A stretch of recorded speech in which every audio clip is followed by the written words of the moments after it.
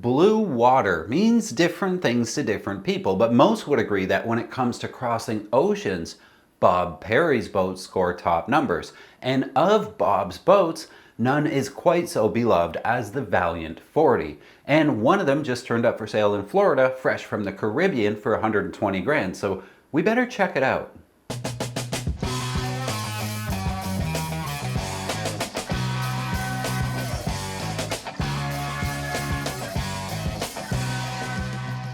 I recently found the most stringent of checklists on what makes a boat blue water, and I wanted to share that with you. I've removed a few things and I've added my own and tailored it, so we'll call this one Tim's Ultimate Blue Water Checklist.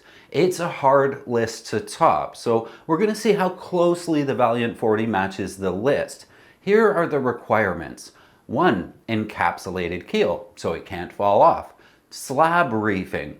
A skeg-hung rudder. Sailable without electric or hydraulic winches, which means the sails can't be unwieldy. Provisions for a baby stay or a storm sail. Boom is above head height because we know getting hit by the boom usually leads to someone dying. A hydro vane or some sort of wind vane being able to mount it to the boat is a must. Non-hydraulic steering. We want cable steering or something a little bit more reliable that we can fix ourselves. A reliable engine. Room for a water maker, maneuverable without a bow thruster, tolerable upwind performance. All that stuff we said before usually leads to a boat that's not very good upwind, so we need something that's at least tolerable. Solid fiberglass decks, no coring. Deck to hull joint that's reasonably unbreakable. Over-engineering in the hull, and visible chain plates. Now, if I missed anything for an ultimate blue water checklist, let me know in the comments so I can add it to the list. And understand that there is no one-size-fits-all blue water. Everyone's got a different opinion on what makes a boat blue water and what doesn't. And some people will get downright angry if you disagree with them. Go on the internet and find out. Now, let's see how the Valiant 40 stacks up to this list we have. If you want a boat that looks like it could cross oceans in its sleep, is comfortable and tough, and just a little bit stubborn, meet the Valiant 40. This isn't just another fiberglass cruiser that came and went. The Valiant 40 is one of those rare designs that carved out a place in sailing history, and decades later, it's still considered to be one of the true benchmarks of what a blue water boat is. The story starts back in the early 70s. Bob Perry, a relatively young designer at the time, was making a name for himself with boats that combined performance and cruising comfort. A lot of production cruising boats from that era leaned toward heavy displacement and long keels and the kind of motion at sea that could lull you to sleep, but also make you late for landfall by days. Perry wanted something a little bit better. He wanted a boat that could actually sail well on long passages, eat up miles instead of dragging her feet, but still keep her crew safe and comfortable. Out of that vision came the Valiant 40.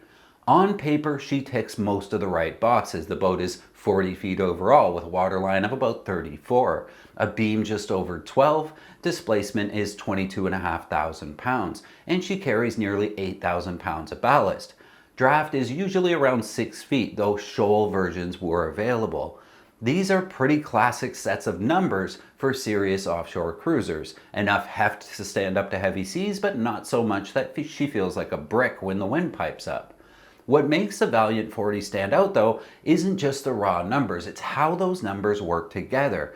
Perry designed the hull with a moderate fin keel and a skeg-hung rudder, a middle ground that balances speed, maneuverability, and durability. She's not a full keel traditionalist, but she's also not a spindly race boat. That compromise has stood the test of time. You can find Valiant 40s happily crossing the ocean today, 50 years after the first one splashed. Owners will tell you that what the Valiant 40 does best is behave. Offshore, she tracks steadily, doesn't slam around in a seaway, and has a reputation for being forgiving when the weather turns nasty. That predictability makes a huge difference when you're hundreds of miles from shore, standing watch at 3 in the morning with waves running under you. The boat just feels like it's looking after you instead of the other way around.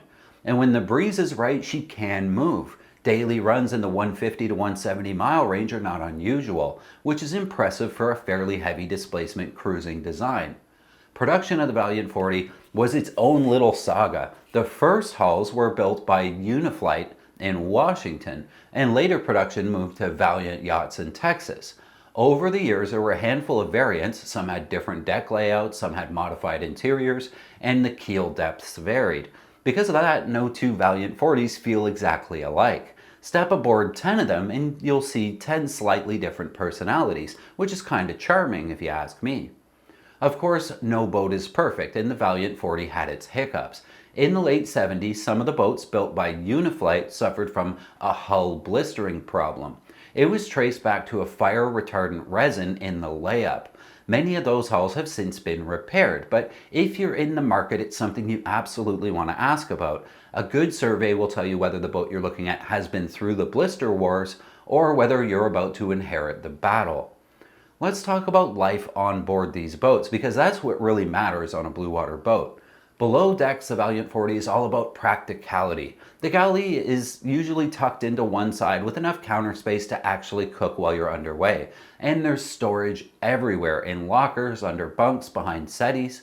The layouts differ, but there was always designed with the idea that you'd be living on board for weeks or months at a time. You won't find huge open saloons with wraparound sofas and flat screen TVs like on modern charter cats, but you will find sea berths that keep you snug on passage, a nav station where you can actually spread out a chart, and a galley that works on either tack. Performance under sail is one of the big reasons sailors keep coming back to this design. The Valiant 40 isn't going to smoke around the buoys, but for an offshore cruiser, she is lively. In decent wind, she'll hold 6.5, 7 knots all day, and when reaching in a blow, you can log some very satisfying passage times. She balances well on a wind vane or autopilot, and once trimmed, she doesn't demand constant attention at the helm. That means more rest and less stress, and a lot more confidence when you're short-handed. So what should you look out for when you're buying one today? Like I mentioned, blisters are a big elephant in the room. A lot of them have been repaired properly, but always check. Chain plates are another must-inspect item. After decades of stress, they can show wear or corrosion, but there are aftermarket companies making these chain plates. Standing rigging, of course, is always on the checklist, and take a good look at the engine installation. Some boats have repowers, which can be a huge plus. Others may still be running older diesels that are long overdue for retirement. The used market for these boats is interesting because of their reputation. Valiant 40s usually hold their value better than a lot of other 40-footers from the 70s and 80s. You might pay more up front, but the resale value down the line is going to be stronger. And if you plan to cruise, the peace of mind is kind of worth the extra money. Think of it this way, you're not buying just a boat, but a proven track record of real-world ocean miles.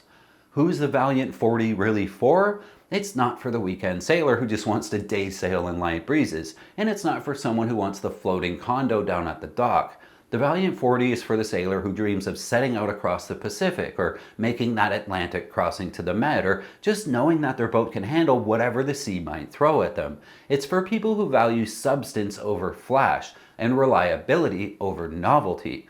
When you're standing at the helm of a Valiant 40, watching the miles tick by, you'll understand why this boat has become legendary. It's not glamorous, it's not trendy, it just works. And in the world of blue water sailing, just works is about the highest praise that a boat can get.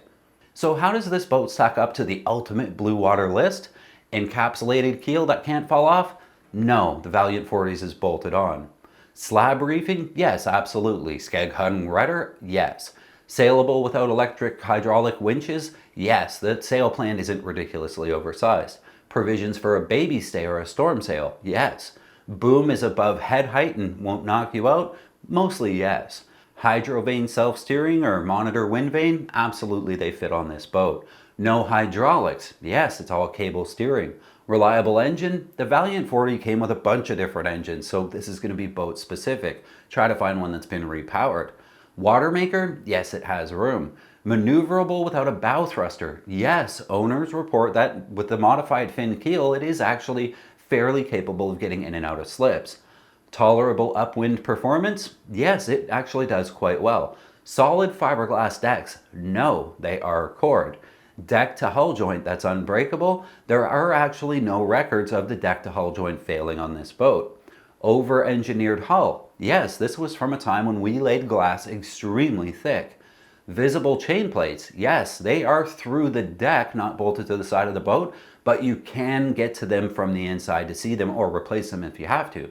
So overall, one of the most prolific blue water boats ever made doesn't actually stand up to everyone's prolific blue water boat list or the ultimate blue water checklist we made, because the keel is bolted on and the deck is cored. It just goes to show that no boat is really ever going to stand up to everything you could possibly want in a blue water boat.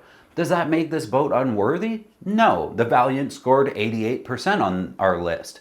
And as it's the first boat we've used the list against, I'll assume that's very good. What did you think of the Valiant? Is it worth 120 grand they're asking for it? Love to hear from you in the comments. The mission here at Lady K Sailing has always been to get more people sailing more easily, and I sure couldn't do it without you guys. A huge shout out to the patrons who, for as little as a couple of bucks an episode, make these videos possible. Thank you so very much. If you'd like to join the team and help us get more people sailing and hang out with us in the group chat, please consider becoming a patron. Until next time, friends, keep the heavy side down, but not too far down. I love you guys.